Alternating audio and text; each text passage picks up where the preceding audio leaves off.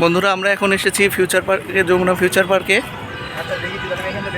এইখানে আমরা একটা কাজে এসেছি। আমাদের কাজটা হচ্ছে মূলত এখানে যে লেটস ভাইবের উদ্যোগে একটা কনসার্টের আয়োজন করা হয়েছে, যেখানে আসবে হচ্ছে আমাদের পাকিস্তানের সুপরিচিত কণ্ঠশিল্পী আতিফ আসলাম। তো আমরা যাচ্ছি মূলত ওই সাজসজ্জাটা দেখার জন্য, এবং ওখানে গিয়ে আমরা দেখব যে আসলে সেখানে কারা কারা অংশগ্রহণ করবে, তাদের আমরা আসলে ইন্টারভিউ করতে যাচ্ছি। সাথে আছে আমাদের সুপারভাইজার এমডি নয়ন আলী, যার ফেসবুক আইডির নাম ইমদাদুল হক নয়ন। তো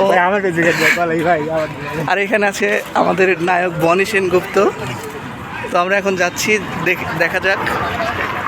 অনেক সুন্দর দৃশ্যটা আপনারা দেখতেই পাচ্ছেন।